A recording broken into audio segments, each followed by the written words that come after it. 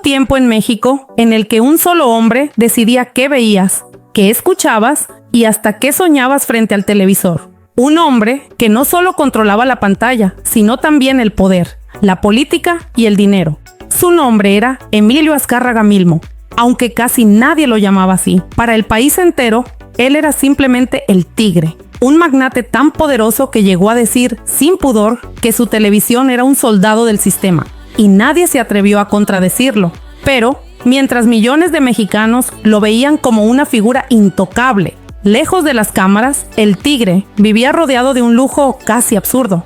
Yates gigantescos navegando mares extranjeros, mansiones que parecían palacios, aviones privados siempre listos para despegar y obras de arte que valían más que barrios completos. Tenía tanto dinero que, según quienes lo conocieron, ya no sabía en qué gastarlo. Y entonces surge una pregunta que pocos se han atrevido a pensar. ¿Qué pasa con todo ese lujo cuando el hombre más poderoso del país muere? Porque cuando Emilio Azcárraga Milmo falleció, no solo dejó un imperio mediático, dejó atrás propiedades imposibles de mantener, objetos cargados de simbolismo, herencias que dividieron familias y lujos que, aunque valían millones, nadie parecía querer conservar. Algunos se vendieron en silencio, otros cambiaron de dueño y otros simplemente se convirtieron en un recuerdo incómodo de una época de excesos. Hoy vamos a recorrer esa historia, la de los lujos absurdos que quedaron atrás tras la muerte del Tigre y que demuestran que incluso el poder más grande tiene un final.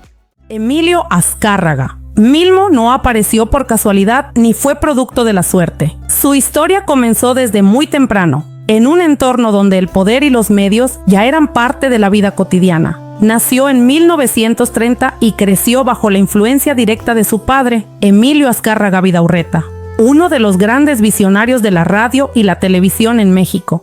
Desde joven aprendió una lección fundamental. Quien controla la comunicación, controla la manera en que un país piensa, siente y actúa.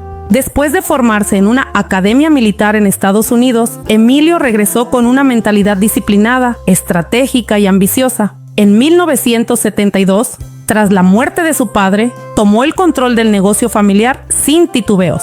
Tenía apenas 42 años, pero una claridad absoluta sobre lo que quería construir.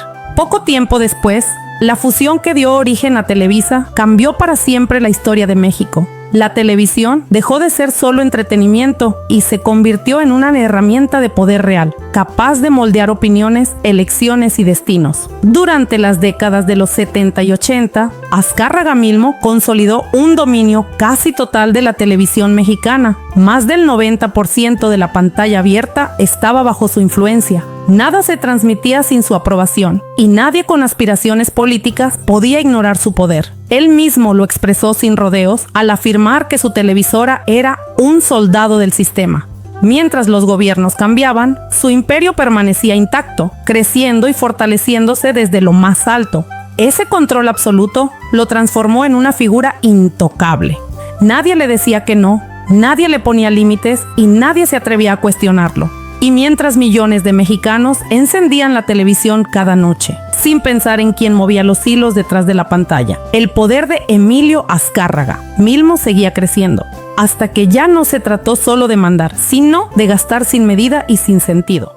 Para principios de los años 90, Emilio Azcárraga Milmo ya no competía con empresarios mexicanos. Su realidad estaba en otra escala. Mientras muchos luchaban por mantenerse a flote tras crisis económicas, él acumulaba una fortuna que lo colocó como el hombre más rico de América Latina. Los ingresos de su imperio crecían sin parar. Publicidad, derechos deportivos, telenovelas exportadas a todo el mundo y negocios en Estados Unidos que generaban millones incluso mientras dormía.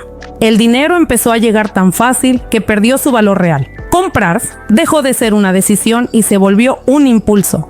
Aviones privados siempre listos, aunque no hubiera un viaje planeado. Propiedades en distintos países que visitaba solo una vez al año. Oficinas decoradas con muebles europeos carísimos que cambiaba como si fueran desechables. Para Azcárraga, el lujo ya no era una recompensa, era una costumbre. Y cuando el lujo se vuelve costumbre, empieza el exceso. Quienes estuvieron cerca de él cuentan que llegó un punto donde nada lo sorprendía. Tener más ya no provocaba emoción. Todo estaba al alcance de una llamada, de una orden, de una firma. Nadie le ponía freno. Nadie cuestionaba sus decisiones. Dentro y fuera de Televisa, su palabra era ley. Vivía en una burbuja donde el dinero no tenía límites y la realidad parecía lejana, casi irrelevante. Ese estilo de vida, desconectado por completo del país, que veía sus canales todos los días, empezó a materializarse en símbolos cada vez más extremos. Caprichos millonarios, objetos imposibles de justificar y lujos tan personales que solo tenían sentido mientras él estaba vivo. Y entre todos ellos, hubo uno que terminó marcando su historia para siempre. Un lujo flotante que no solo representó su poder, sino también su final. Entre todos los excesos de Emilio Azcárraga Milmo, hubo uno que siempre llamó más la atención que los demás. No estaba en tierra firme, no tenía dirección fija y no aparecía en revistas de sociales con facilidad. Era un superyate de lujo, una auténtica mansión flotante, diseñada para mostrar poder, exclusividad y distancia del mundo real. Para Azcárraga, el mar representaba libertad absoluta. Ahí no había cámaras incómodas, ni compromisos políticos, ni reglas que obedecer. Solo él, su círculo cercano y un lujo difícil de dimensionar. El yate, conocido como Eco, era una embarcación imponente para su época. Sus interiores parecían sacados de una película futurista. Salones amplios, materiales carísimos, diseño europeo y una tripulación dedicada exclusivamente a complacer cada capricho del magnate. No era solo un medio de transporte, era un símbolo. Ahí se cerraban tratos, se organizaban fiestas privadas y se reforzaba la imagen de un hombre que vivía muy por encima de cualquier ciudadano común. Para el Tigre, el yate no era un lujo más, era su refugio personal. Fue precisamente ahí donde su historia llegó al final. En 1997, mientras la embarcación se encontraba anclada cerca de Miami, Emilio Azcárraga Milmo murió a causa de un cáncer de páncreas. El hombre que había controlado la televisión de todo un país falleció lejos de México, rodeado de lujo, pero aislado de todo lo demás. La imagen es poderosa. Uno de los hombres más ricos del mundo perdiendo la vida en silencio sobre un yate millonario, sin cámaras, sin discursos y sin aplausos. Tras su muerte, el destino del Eco fue tan frío como rápido. La familia decidió desprenderse de él casi de inmediato. El yate fue vendido a Larry Ellison, otro multimillonario, quien lo rebautizó y lo remodeló por completo, borrando cualquier rastro de su antiguo dueño. El lujo siguió navegando, pero ya no pertenecía a los Azcárraga. El objeto más simbólico de su poder se fue con otro nombre, otro estilo y otra historia. Y si ni siquiera el lugar donde murió fue conservado por la familia, quedaba claro que los excesos del Tigre estaban destinados a desaparecer uno por uno, incluso aquellos que parecían imposibles de abandonar.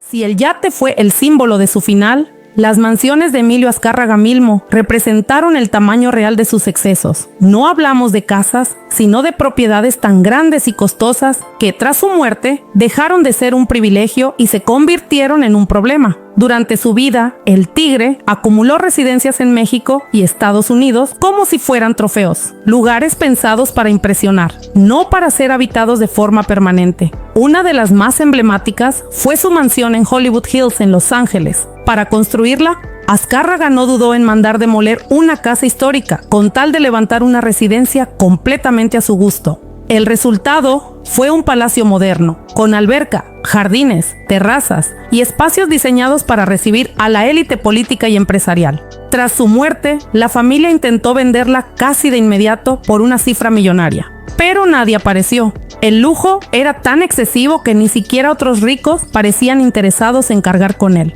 Con el paso del tiempo, esa mansión no quedó abandonada, pero tampoco conservó su sentido original. Terminó siendo utilizada por Emilio Azcárraga Jan, su hijo, como residencia temporal en Estados Unidos. Años después, la propiedad reapareció en el mercado con un valor mucho mayor, demostrando algo curioso. El lujo del Tigre valía más como inversión que como hogar. Ya no era un símbolo personal, sino un activo frío, listo para cambiar de dueño. Algo similar ocurrió con sus otras propiedades. La residencia en las Lomas de Chapultepec, en Ciudad de México, quedó bajo control de la familia, pero perdió el protagonismo de antaño. El departamento de lujo en Manhattan y la casa de descanso en Aspen fueron vendidos discretamente, lejos de reflectores. Ninguna quedó en ruinas, pero tampoco conservaron la vida que alguna vez tuvieron. Eran espacios demasiado grandes para llenarse de recuerdos nuevos. Y así, una por una, las mansiones de Emilio Azcárraga Milmo dejaron de ser símbolos de poder para convertirse en simples bienes raíces. Lugares que, sin él, perdieron identidad, porque al final no importa cuántos muros tenga una casa. Cuando su dueño se va, el lujo se queda vacío. Cuando Emilio Azcárraga Milmo murió, su imperio no solo dejó riqueza, también dejó tensiones. El testamento dividió su fortuna en 6 partes iguales, repartidas entre hijos y parejas, pero el papel no reflejaba la complejidad real del legado, porque no era solo dinero lo que estaba en juego, sino propiedades gigantescas, colecciones de arte, aviones privados y objetos cargados de historia personal. Y cuando ese tipo de herencias se reparten, los conflictos son inevitables. Los pleitos legales no tardaron en aparecer. Demandas, acusaciones y escándalos públicos revelaron que detrás del brillo había una guerra silenciosa por el control de los bienes. Mientras Televisa quedaba firmemente en manos de Emilio Azcárraga Llán, muchos de los lujos personales de El Tigre comenzaron a desaparecer del radar público. Aviones ejecutivos fueron vendidos o reintegrados a la empresa. Autos blindados cambiaron de dueño en operaciones privadas. Nada quedó intacto por mucho tiempo. La colección de arte fue uno de los capítulos más discretos y millonarios. Pinturas, esculturas y piezas históricas que habían adornado mansiones y oficinas terminaron en subastas internacionales o en manos de coleccionistas privados. Obras que alguna vez simbolizaron poder, ahora se convertían en números, lotes y martillos bajando en silencio. El lujo se fragmentó, se repartió y se diluyó, perdiendo el significado que tenía cuando un solo hombre lo poseía todo. Al final, cada heredero tomó su parte y siguió su camino. No hubo un museo del Tigre, ni una residencia convertida en monumento. Los lujos no fueron venerados, fueron negociados. Y así, el mundo personal de Emilio Azcárraga Milmo se fue desarmando pieza por pieza, como si nunca hubiera existido un centro que lo sostuviera. Al mirar en retrospectiva la vida de Emilio Azcárraga Milmo, queda claro que su historia no es solo la de un magnate exitoso, sino la de una época completa en México. Un tiempo en el que el poder se concentraba en pocas manos, en el que la televisión dictaba costumbres, ideas y aspiraciones, y en el que el dinero parecía no tener un techo. Azcárraga construyó un mundo donde todo estaba diseñado para girar a su alrededor. Empresas, políticos, artistas, lujos y privilegios que parecían eternos mientras él estuviera vivo. Sin embargo, su muerte dejó al descubierto una verdad incómoda. El dinero puede comprar yates, mansiones, aviones y obras de arte, pero no puede garantizar que alguien quiera quedarse con ellos cuando el dueño ya no está. Sus lujos no desaparecieron, pero tampoco encontraron un heredero natural. Se vendieron, se repartieron, se transformaron en activos fríos, sin emoción ni simbolismo. Aquello que alguna vez representó poder absoluto terminó reducido a contratos, avalúos y transferencias bancarias. El lujo sobrevivió, pero perdió el alma. También quedó claro que heredar poder no es lo mismo que ejercerlo. Sus hijos y herederos continuaron con el imperio, pero lo hicieron en un mundo distinto, con reglas nuevas y con un país que ya no aceptaba el mismo nivel de control. Las mansiones dejaron de ser palacios, los aviones dejaron de ser símbolos y los objetos personales se volvieron cargas difíciles de justificar. El estilo de vida del Tigre era único porque solo funcionaba con él al centro. Y tal vez ahí está la mayor lección de esta historia. La riqueza puede acumularse, el poder puede imponerse y los excesos pueden normalizarse, pero nada de eso es eterno. Cuando el personaje desaparece, el escenario pierde sentido. Los lujos de Emilio Azcárraga Milmo no quedaron abandonados físicamente, pero sí quedaron huérfanos de significado. Ya no representaban dominio, solo pasado, porque al final el dinero se reparte, los bienes se venden, el poder cambia de manos, pero la huella que deja una persona en la historia, esa no se hereda, no se compra y no se abandona.